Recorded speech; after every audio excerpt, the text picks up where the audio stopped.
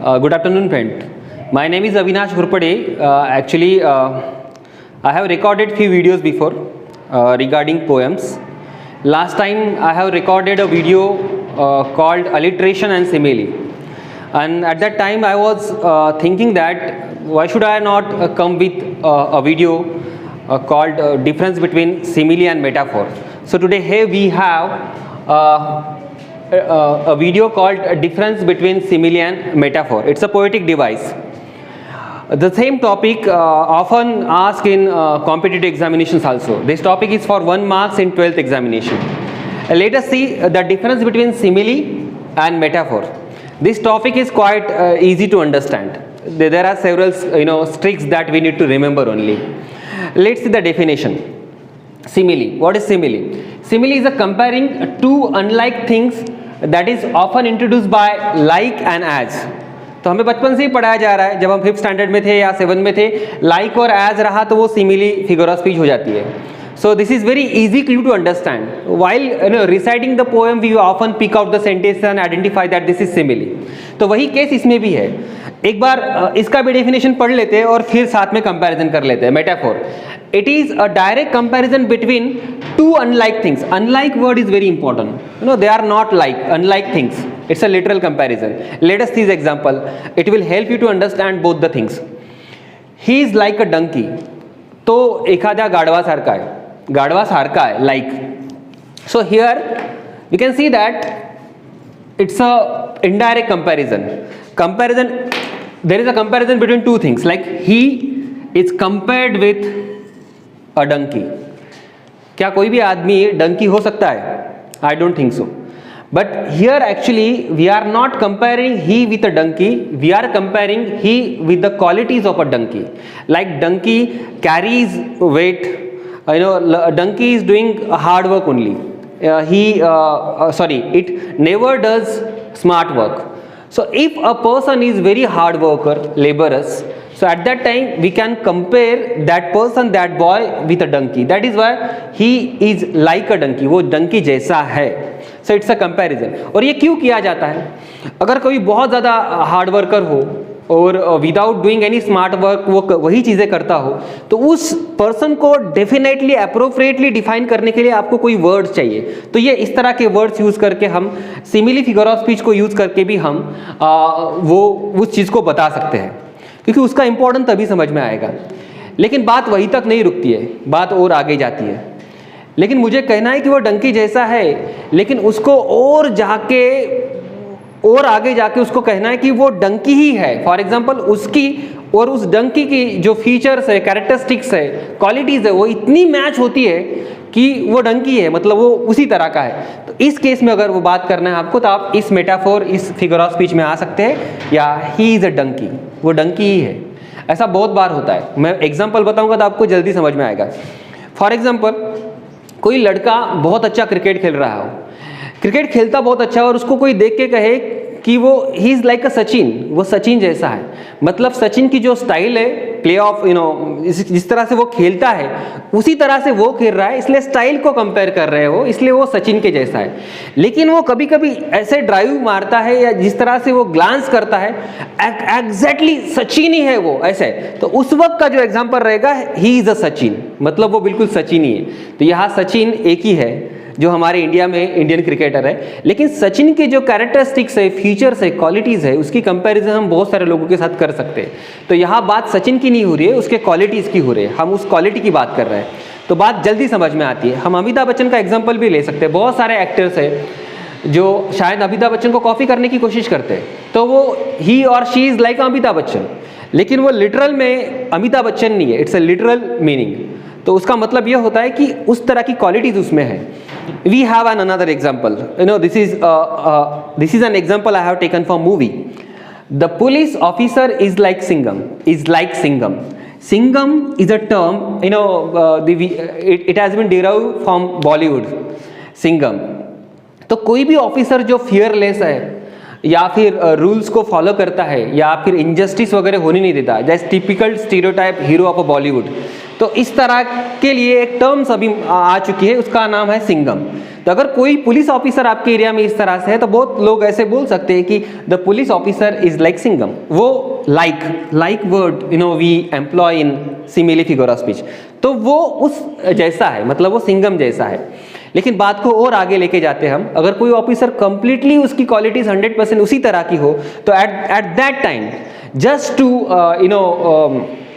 impact your sentence, so we can say that the police officer is Singham, वो सिंघम ही है। तो police officer कोई एक सिंघम हो सकता है, वो सभी नहीं हो सकते। तो I am talking about here qualities of that person Singham. Okay, so these are two examples, very simple examples, there are so many examples. Next example I have, they fought like cats and dogs.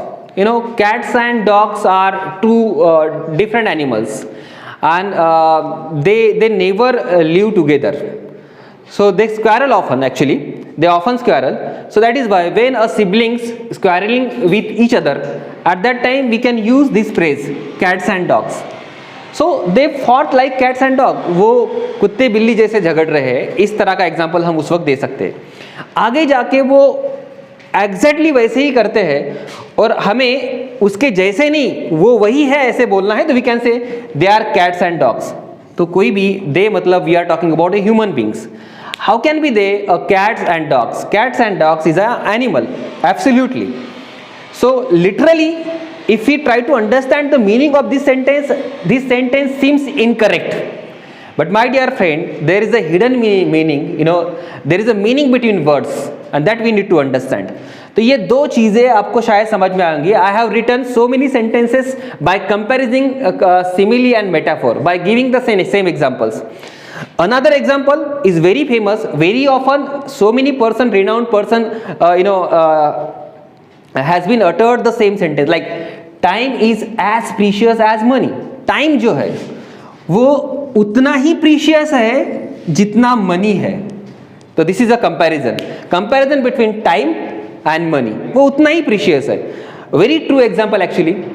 लेकिन क्या हम ऐसे नहीं कर सकते कि time is a money, क्योंकि पैसा ही तो मनी, टाइम ही तो मनी है, उसी के तो हमें पैसे मिलते हैं। So then time is a money. अगर इस तरह का सेंटेंस आपको कहीं दिखा, सो इट्स अ मेटाफोर। आपको एक बात समझ आ चुकी होंगी, क्योंकि we can easily pick out as like, but here also like, but what about metaphor? उसमें there is no word like like और as, so how can we identify it's a metaphor? So by practicing you can easily identify it's a metaphor. I simply want to give the few more examples, like time is money. Last year I taught a poem, a woman is peace. A woman is peace. एक स्त्री जो है, एक औरत जो है, वो शांति का प्रतीक होती है। A woman is peace, इसका मतलब एक वुमन पीस कैसे हो सकती है? It's a attributes, characteristics of a human being. लेकिन वुमन में, स्पेशली वीमेंस में वो क्वालिटीज होती है, इसलिए वहाँ पोएट्स को लगा कि हम उसको मेटाफोरिकली डिफाइन करें। ये मेटाफोरिकली डिफाइन किया गया है, तो इसलिए बोला कि अ वुमन इज पीस। तो ये एग्जांपल्स हमने देखे टाइम इज मनी वाला। मैं लास्ट एग्जांपल्स पे जा रहा हूँ, और very interesting examples actually we have. Love is like a battlefield. Love is one of the wonderful things made by the nature. And how can be it is a battlefield? Battlefield is something where shedding of birds, bloods, and fighting with each other. So such a violence condition is over there. And love is something different. Love is a contrast term actually, a completely contrast term. But still, here poet compares two different things like love and battlefield. So in love also we need to struggle a lot in order to get your true love. So that is why in that sense poet compares here two different unlike things, by using a figure of speech called simile, and the word like is used here. So like is a clue that, so that you can easily identify the simile. Another example, one of the greatest example we have, Shakespeare, world greatest playwriter. In As You Like It, it is a comedy actually. See the sentence, all the words a stage and all the men and women are merely players. ये पूरी दुनिया जो है एक रंगमंच है और इस रंगमंच की हम सब कठपुतलियां हैं, प्लेयर्स है. तो यहाँ एक रंगमंच की कंपैरिजन पूरी दुनिया के साथ की गई है और हम जैसे लोग जो है वो प्लेयर्स है. आगे जाके वो ये भी बोलते हैं कि गॉड इज डायरेक्टर और गॉड इसको डायरेक्ट कर रहे हैं सभी चीज़ों को. तो दो अलग अलग चीज़ों को एक साथ में कंपेयर करने के लिए उसका इतना ज़बरदस्त इंप्रेशन क्रिएट किया उस चीज़ों का, तो हमें समझ में आया कि ये पूरा वर्ल्ड जो एक स्टेज जैसा है और यहाँ हमेशा ही कुछ अलग अलग एक्ट्स होते रहते हैं. तो this is one of the iconic sentences that I have borrowed, I have taken from as you like it. और बहुत सारे एग्जाम्पल्स हो सकते हैं जिसकी कंपैरिजन हम कर सकते हैं by using simile and metaphor. These two terms are very easy. I know that I have been experiencing one thing, that simile is very easy to understand, but on the other hand if I talk about metaphor, तो metaphor के लिए आपको थोड़ा सा literal sense होना चाहिए. While reading that content आपको समझ में आना चाहिए कि यहाँ पोएट को कहना क्या है. तो वो थोड़ी सी बाय प्रैक्टिस से आने वाली चीज़ है. आपको आपके जो टीचर्स है वो बताएंगे ही, वैसे हर चीज़ का एक्सप्लेनेशन अगर वो देते होंगे तो. लेकिन मुझे लगता है कि आज जो मैंने ट्रिक्स आपको बताई है वो ट्रिक्स आपको हेल्प करेंगी कि what is the basic difference between simile and metaphor. Metaphor जो है वो डायरेक्ट कंपैरिजन है, सिमिली जो है वो इनडायरेक्ट कंपैरिजन है. सिमिली में एज और लाइक जैसे वर्ड आते हैं इसलिए आपको इजीली आइडेंटिफाई करना आता है आपको, लेकिन मेटाफोर में उस तरह के वर्ड्स आते नहीं है. वो चीज़ को वही चीज़ कहा जाता है, लाइक दिस. तो ये सब चीज़ें हैं. मुझे लगता है कि आपको ये टॉपिक समझ में आया होगा. So I leave you with this white board so that you can take a screenshot for further studies. If you have any query regarding simile and metaphor, you can ask me personally. You have my contact number, and we will also arrange the test on the same topic. Thank you so much.